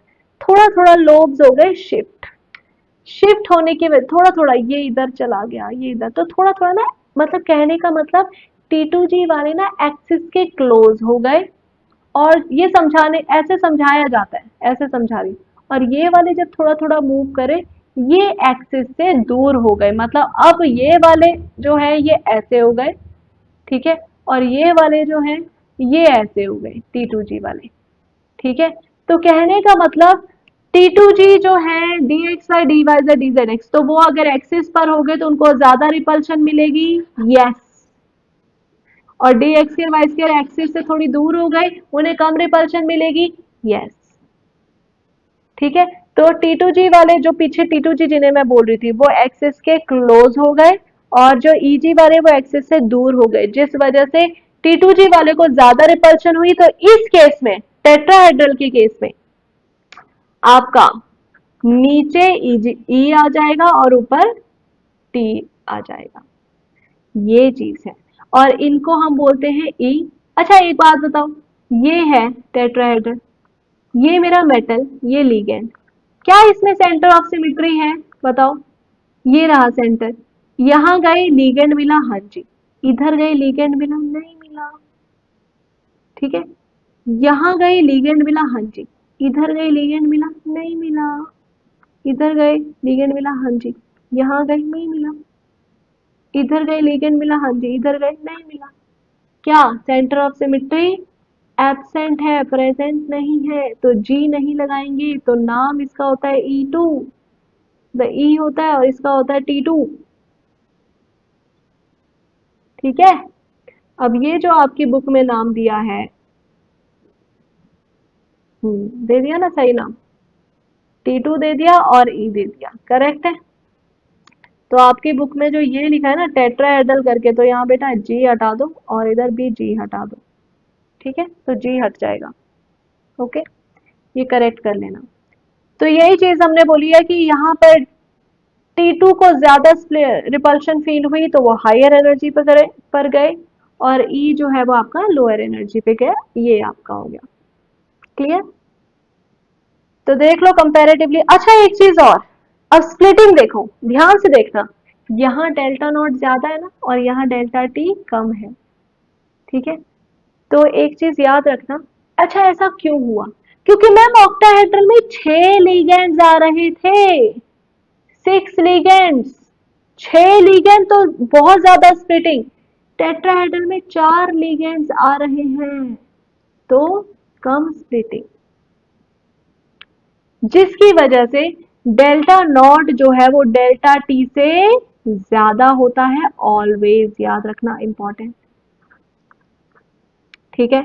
और इसी ही वजह से ऑक्टाहेड्रल में D4 से D7 आपको हाई स्पिन या लो स्पिन कॉम्प्लेक्सेस दिखते हैं, लेकिन टेट्राहेड्रल कॉम्प्लेक्सेस अगर मैं आपको बताऊं, they are always high spin complexes, always forms high spin complexes. इधर लो स्पिन होता ही नहीं है। क्यों? लो स्पिन कब होता है? जब पेयरिंग होती है। पेयरिंग कब होता है? जब डेल्टा नॉट ज्यादा होता है। यहाँ डेल्टा नॉट इतना ही होता है, ये जनरल डेल्टा नॉट है, डेल्टा नॉट कम है, sorry delta nought in the sense delta t कम है। तो यहाँ कभी बनता ही नहीं है लो स्पिन कॉम्प्लेक्स, क्योंकि एनर्जी इतनी सी स्प्लिट होगी एट मैक्सिमम। तो इतना तो इलेक्ट्रॉन बोलता है मैं जंप कर सकता हूँ, हमेशा हाई स्पिन कॉम्प्लेक्स बनाएगा। क्यों बनाएगा हाई स्पिन कॉम्प्लेक्स? याद रखना, क्योंकि डेल्टा नॉट ग्रेटर है डेल्टा टी से। क्यों? क्योंकि डेल्टा नॉट ऑक्टाहेड्रल कॉम्प्लेक्स में 6 लिगेंड आ रहे हैं, उतना ज्यादा स्ट्रॉन्ग फील्ड आ रही है तो उतनी ज्यादा स्प्लिटिंग होती है। लेकिन यहाँ पर 4 लिगेंड आ रहे हैं, उतना स्ट्रॉन्ग फील्ड नहीं होता है, जिनका मतलब कम हो गया ना नंबर में, तो फिर आपका 4 लिगेंड ऑन एक्सिस आ रहे हैं, वहां पे 6 लिगेंड आ रहे हैं, तो फर्क है ना, 4 लिगेंड कम स्प्लिटिंग कर पाएंगे, तो इसलिए क्लियर। तो tetrahedral complex is always high spin complex. Okay, so tetrahedral complexes हमेशा हाई स्पिन कॉम्प्लेक्सेस बनाते हैं। यहाँ पर आपको कोई भी लो स्पिन कॉम्प्लेक्स नहीं मिलेगा, तो कोई भी टेट्राहेड्रल कॉम्प्लेक्स लो स्पिन नहीं होगा, ठीक है। चलिए, तो यहाँ पर मैं यहीं पर ये देखो यही सारी चीजें बोली, जैसे आपको यहाँ दिखा देते हैं। T2 यहाँ पर देखो, E नीचे T2 ऊपर, ये स्प्लिटिंग होगी, ठीक है। पीछे वही सारे डायग्राम बनेंगे, यहाँ पर 3D डीजनरेट, ये 3D फ्री मेटल आयन का, ठीक है, 3 और 6 हो गए ना, ऐसे 3 5 हो गए, और इधर एनर्जी है ये दिखाना है आपने, ठीक है। ये सारा डायग्राम बनेगा, ये फ्री मेटल आयन का, ये 3D एक्साइटेड स्टेट में, इस तरीके से। अच्छा, dx के minus y square and dz के नीचे आ गए, और dxy dyz dzx ऊपर चले गए। ऊपर गए हैं तो +0.4 डेल्टा नॉट, नीचे गए हैं तो -0.6 डेल्टा, सॉरी डेल्टा नॉट नहीं, अभी डेल्टा टी आएगा, डेल्टा टी, या फिर इसको 6 डी क्यू बोलो, -6 डी क्यू, उसको +4 डी क्यू बोलो, क्लियर। और टोटल जो डिफरेंस है between the E and T2, that is delta T, and delta T हमेशा छोटा होता है डेल्टा नॉट से, याद रखना। अच्छा, कितना छोटा होता है ये भी बता देते हैं आपको। Delta not equal to 9/4 delta T, तो इसको आप ऐसे भी लिख सकते हो, delta T equal to 4/9 delta naught. याद रखना, ये रिलेशन है between delta naught and delta T. तो यहाँ पर आपका delta T is 4/9 of delta naught. तो यही बोला है, the splitting of d orbitals in tetrahedral crystal field thus is much less, typically 4/9 compared to octahedral environment।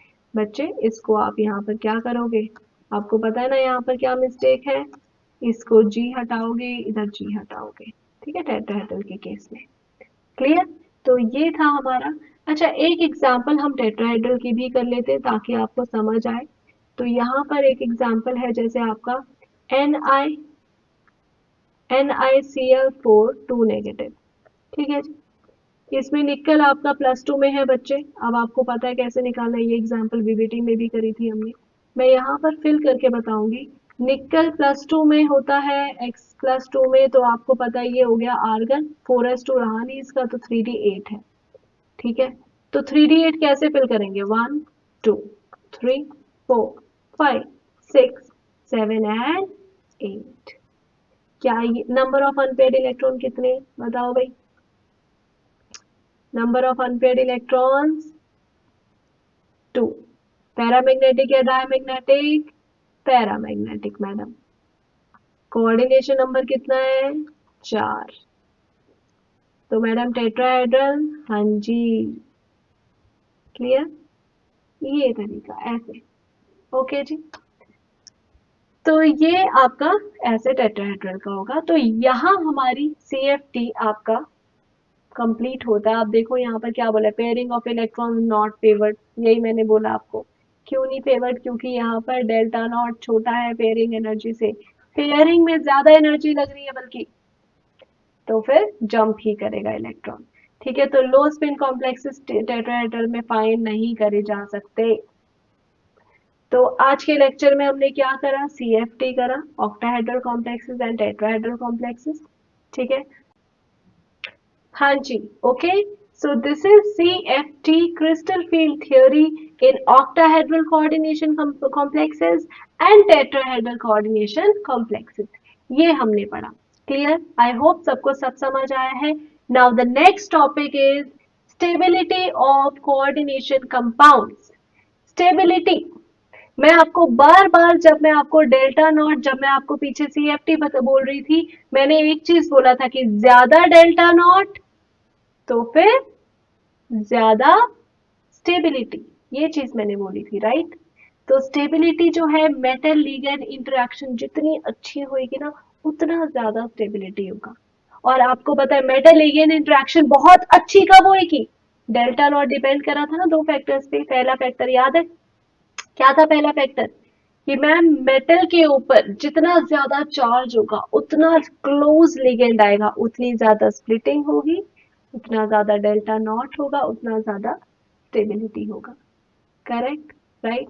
दूसरा बोला था लिगेंड, जितना स्ट्रॉन्ग फील्ड लिगेंड होगा उतनी ज्यादा स्प्लिटिंग होगी, उतना ज्यादा डेल्टा नॉट होगा, उतना ज्यादा स्टेबिलिटी होगा।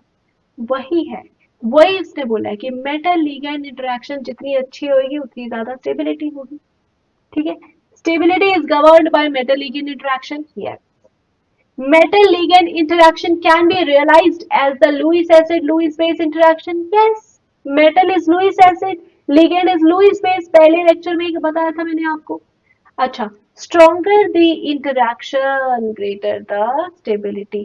Yes ma'am. चलिए, अब स्टेबिलिटी ऑफ कोऑर्डिनेशन कंपाउंड, इसमें जैसे कंसीडर द इक्विलिब्रियम, जैसे आपको पता है कि एक मेटल है, ए पॉजिटिव चार्ज है उस पर, एक लीगेंड है, लीगेंड एन, एन क्या है, नंबर ऑफ लीगेंड्स, एन क्या बता रहा है, नंबर ऑफ लीगेंड्स को।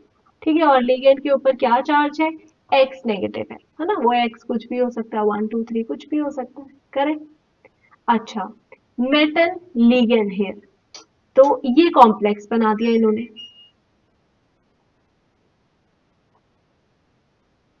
ठीक है, तो मेटल लीगेंड कॉम्प्लेक्स बन गया MlN, a positive plus NX negative, equilibrium में है। ठीक है, इक्विलिब्रियम में तो इक्विलिब्रियम कांस्टेंट भी तो आएगा के, यस और नो, ये देखो के। तो इक्विलिब्रियम कांस्टेंट कैसे लिखते हैं, इक्विलिब्रियम में पता है ना हम कैसे लिखते हैं, प्रोडक्ट्स का कॉन्सेंट्रेशन डिवाइड बाय रिएक्टेंट्स का concentration raise to their stoichiometric powers, वही हमने ऐसे ही लिखा है। ठीक है, यहाँ पर ये हो गया क्लियर। अच्छा, अब क्या, स्टेबिलिटी ऑफ द कॉम्प्लेक्स, इसको हम के की टर्म्स पे एक्सप्लेन करते हैं। यस, ठीक है, कैसे करते हैं, जितनी ज्यादा वैल्यू के की होगी ना बच्चे, उतना ज्यादा स्टेबिलिटी है कॉम्प्लेक्स का, याद रखना। ठीक है, तो more the value, higher the value of k, higher the stability of the complex. Stability बच्चे दो टाइप की होती है, thermodynamic stability and kinetic stability. हम यहाँ पर थर्मोडायनेमिक स्टेबिलिटी की बात कर रहे हैं, नॉर्मल। ठीक है, क्या होता है, क्या होता है वो कभी और बताएंगे, बट हाँ, ठीक है, ओके। ये इसने एक चलो एक क्वेश्चन आपका, from the given data which complex is more stable, बता दो। आपको क्या पता है, आपको ये पता है ना कि जितना ज्यादा के मैडम उतना ज्यादा स्टेबिलिटी। तो बता दो कौन सा कॉम्प्लेक्स ज्यादा स्टेबल है। के की वैल्यूज चेक करो, 5.5 into 10 to power 18, 2 into 10 to power 27, 5 into 10 to power 33। हाँ जी, 10 की पावर देखो भाई, कौन है ज्यादा स्टेबल। हम्म, कौन ज्यादा स्टेबल है, बताओ बताओ बताओ, पॉज करो इसे बताओ। मैं तो बताऊंगी ही फिर आपको। जिसने, अगर मैं इन्हें ऑप्शंस के नाम दूं, जिसने यहाँ पर आंसर बोला है C option, well done. C option 10 to power 33, बच्चे ये भी तो देखो, मतलब 33 जीरोस आगे लगा दो, बहुत बड़ा नंबर है ये। तो सबसे ज्यादा स्टेबल है इसमें option number c, this hexaammine cobalt 3 ion. ठीक है, उसके बाद अगर आपको ऑर्डर पूछ लिया जाए तो सी सबसे ज्यादा स्टेबल, फिर बी, और लास्ट में ए आएगा।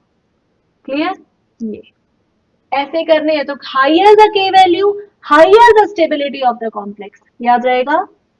तो इक्विलिब्रियम कैसे स्टेबिलिटी को बताता है, ऐसे बताता है मैम, के वैल्यू जितनी ज्यादा उतनी ज्यादा स्टेबिलिटी होगी। इस तरीके से हम किसी भी इक्वेशन का के निकाल सकते हैं, लाइक दिस। Clear, okay. चलिए, अब कौन कौन से फैक्टर्स हैं जो स्टेबिलिटी को बताते हैं। पहला factor charge to size ratio, जिसे हम, ठीक है, चार्ज टू साइज रेशियो, मतलब ऊपर चार्ज लिखेंगे नीचे साइज लिखेंगे। ठीक है, साइज मतलब आयनिक रेडियस, वही जो भी रेडियस होगा। जितनी ज्यादा ये रेशियो है उतना ज्यादा स्टेबिलिटी है, ये याद रखना भाई। एग्जाम्पल, ये रही एग्जाम्पल, यहाँ देखो, Cu2 पॉजिटिव। एग्जाम्पल देखो ध्यान से, यहाँ पर क्या एग्जाम्पल है।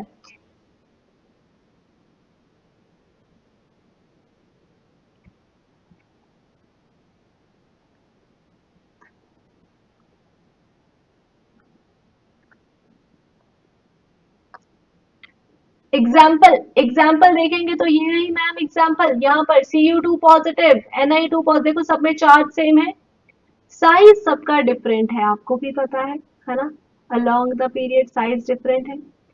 तो ये कैडमियम लिखा है, मैंगनीज, आयरन, कोबाल्ट, निकल, कॉपर, कॉपर 2 पॉजिटिव सबसे ज्यादा स्टेबल है। अच्छा, पहली बात तो ये जो सीरीज है, ये स्टेबिलिटी ऑर्डर जो ये पूरा ये लिखा है सारा, इसे हम इरविंग विलियम ऑर्डर बोलते हैं, भूलना नहीं है, इंपॉर्टेंट है, एग्जाम में पूछते हैं। ठीक है, इरविंग विलियम ऑर्डर बोलते हैं। अब दूसरा सवाल, मैम कॉपर 2 पॉजिटिव ज्यादा स्टेबल है सबसे ज्यादा। चलो मैं इसका थोड़ा बताऊं आपको, आयनिक रेडियस बताती हूँ। कॉपर 2 पॉजिटिव का जो आयनिक रेडियस है दैट इज 69 पिकोमीटर।